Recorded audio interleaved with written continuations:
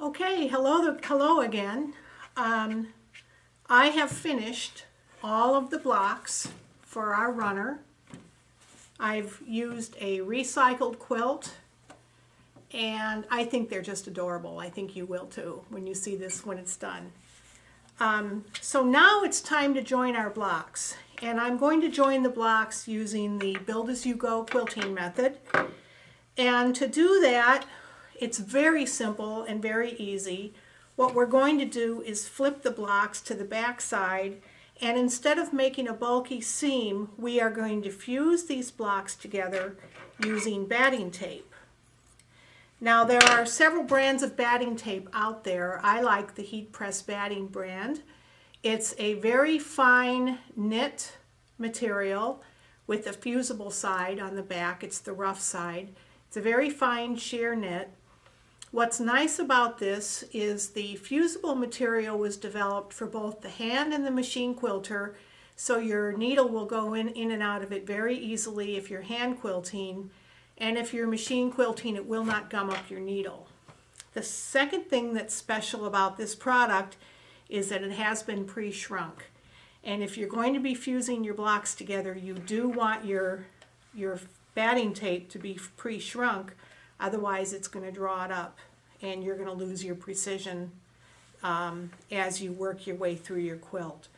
So I'm just laying my blocks, butting them together, and I fused my batting tape. I'm using the 1.5" batting tape, and I've got my 2 blocks fused together.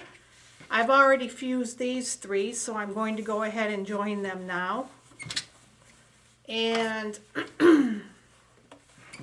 then we will complete the runner. So I'm going to join my last 2 blocks here, and then I will explain to you the next step.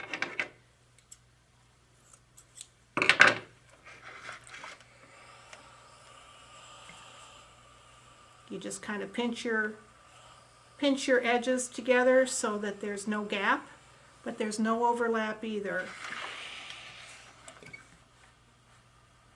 And you're going to love this technique. So now that I'm done with that, I'm just going to move my iron out of the way. I have my runner completed. I think it's adorable. And now what I need to do is cover up my raw edges. So to do that, I'm going to take my 1-inch bias tape maker, and I've cut my sashing strips 2 inches wide on the grain, not on the bias. And you just bring your bias tape maker, you just drag it through with your iron, and it's going to be making your fold a very nice crisp fold and a very nice even sashing. So we're going to just complete and go all the way down and complete the sashing, and then we'll go to the next step, which is sewing the sashing and adding your backing. So I'll get prepared for that next step, get these stitched down, and you'll get to see the runner completed. Alrighty, now I have taken my runner and I've added my backing, and I've pinned it down using safety pins. Need to get this one adjusted a little bit better.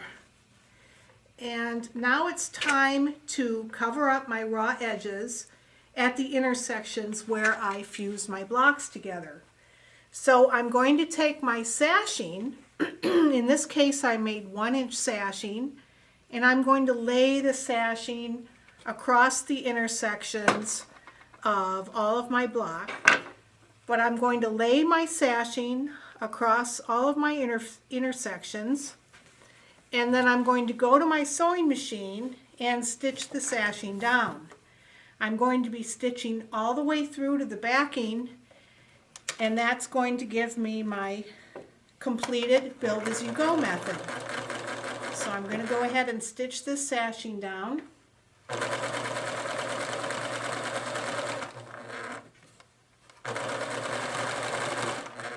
This is all very, very simple and very easy to do.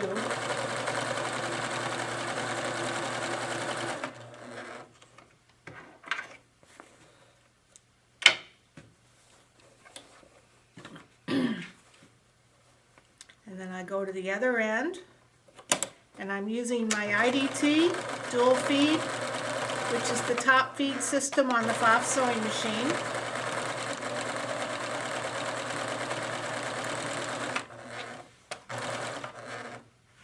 I vary my stitching, my sewing. Sometimes I use one of our refurbished Pfaffs that my husband Glenn rebuilds. He's an absolute master at these machines.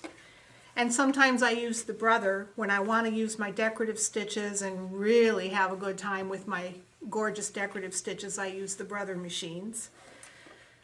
But that's the beauty of having your own store, is I have the world's largest sewing room, and I have all of these machines at my disposal. So now I've completed my first intersection, stitched it along the back. I've quilted all the way through to the backing. I'm going to go ahead and complete the rest of these blocks, sashing my joints, going through my backing, and then I'll be back to show you how I do the binding. Okay, so instead of doing traditional binding, I'm doing something a little bit different for this piece. I've stitched all my sashing on, and as you see, it's gone over to the back, gone through to the back, so I've quilted through my backing. And then I stitched my binding on to the back side, and I used a single layer of binding. As you know, the traditional way to do binding is to cut it 2.5 inches, fold it in half, and stitch it double, and then flip it over. Well, I'm just doing a single layer, and I've pressed it out flat against my towards the front, and now I'm going to bring it over to the front and do an appliqued finish. So what I'm doing now is I'm pressing and kind of creasing my binding over to my edge so that I have a nice crisp edge, or as crisp as it can be when I'm working with an antique worn out quilt. And now I'm going to touch a little bit on an appliqued binding finish. So I'm just kind of pressing and creasing in all of my edges, and then I'll work on my mitered corners. So I'm getting all of my edges creased here. So now that I have my edges creased, I can go ahead and make my miters, make my mitered corners. Just press them in, and I'll pin those down, and I'm going to work my way all around the wall hanging doing that. And then what I'm going to do is set my quilt bar up at 1 inch, and I'm going to straight stitch 1 inch all the way around my wall hanging.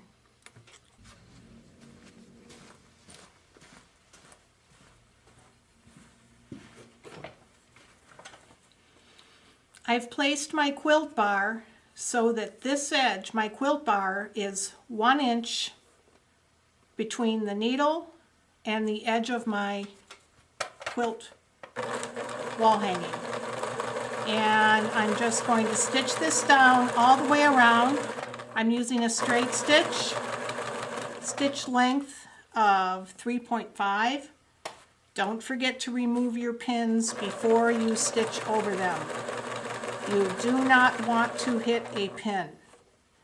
That's one of the reasons why we do a lot of pressing beforehand, so that we don't run over our pins. And if I did my miter correctly, then it should hit right at the angled joint. It should hit right at 1 inch, which it did. I love it when a plan works out. Again, I'm going to get our pin out of there.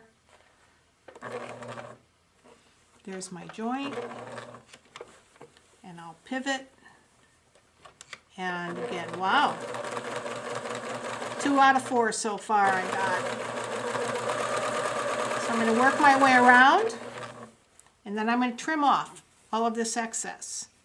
And then I'm going to go back and applique this down with a beautiful satin stitch. Okay, I got that all stitched down. Trim my threads. And I have these applique scissors. These are also called Duckbill Scissors. And the applique scissors are a wonderful tool when you want to trim away your fabric and not cut into your quilt top or your garment or whatever it is that you're trimming away. So what we want to do is we want to trim away this single piece right up to the stitching that I just did.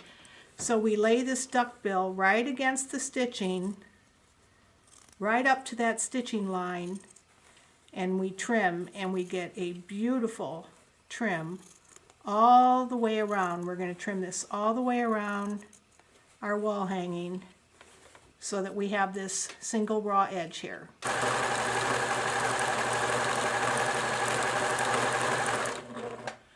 I'm completing the final step of my binding by satin stitching around my raw edge. And when you do a satin stitch, you want to set your width. It's kind of a personal preference, but you want to determine how much of what you want your satin stitch to do. Do you want it to accent your object like I'm doing now? I really want my satin stitch to pop and add a little bit of brightness and color into the piece. So I'm making it nice and wide. The trick to doing a satin stitch is, let's see if I can get this in the camera, you want your needle to fall just over the edge of the raw edge and then in to the fabric. You don't want to go out this way because you want to cover as much of that raw edge as you can and make sure that the fabric is reinforced and nice and strong. Well, I've completed my baby runner. I hope you can see this. I'll have this hanging in my store. But I have 1, 2, 3, 4, 5 blocks. I've done a satin stitch around the edge, and it's going to make a lovely shower gift to somebody. The next person I know that is going to have a baby shower will get this as a nice gift. Another thing that you can do with these blocks is you can put them in a picture frame, and you can hang these on the wall as well. And I did these for my nieces when they were born, twin nieces, and I made one for each of them. So this makes a lovely gift as well.